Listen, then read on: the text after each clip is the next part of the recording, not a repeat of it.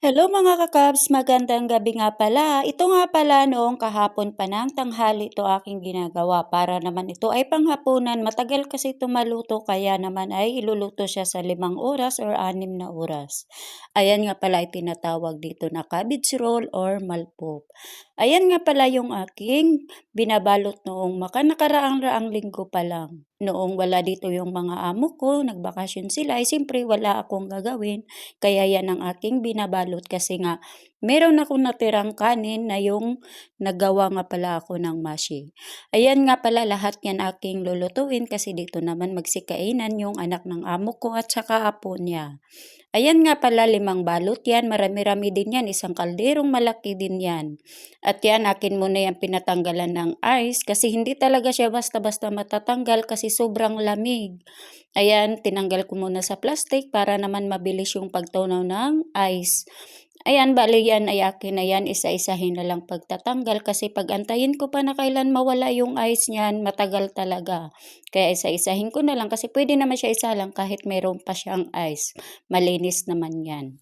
At yan nga pala sa part na yan, ayan nga pala inisa-isa ko na siya para naman mabilisan na kasi nga yan ay mga bandang 3:00 na yan kasi nga bali hapunan yan gagawin ay kakainin nila. Kaya nga nilabas ko na ng nasa mga 1:00 or 2:00 yata ng hapon at yan nga pala ay naghiwa din ako ng patatas para yan ang pinilagay ko sa pinakailalim.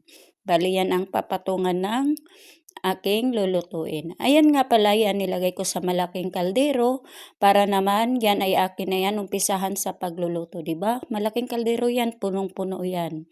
At yan naman ay akin na yan nilagyan siya ng yung olive oil para naman maging malasa palalo. At saka meron din akong nilagay na hindi ko alam kung ano yan, basta nilagay ko na.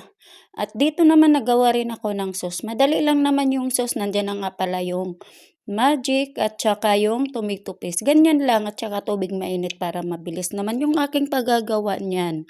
At yan nga pala akin na yan nilagay yung kanyang pampatong mabigat yan para naman hindi maghihiwala yung aking ginagawa dyan. Ayan, nilagay ko na yung aking ginagawang sauce. Ganyan lang kadali magluto niyan.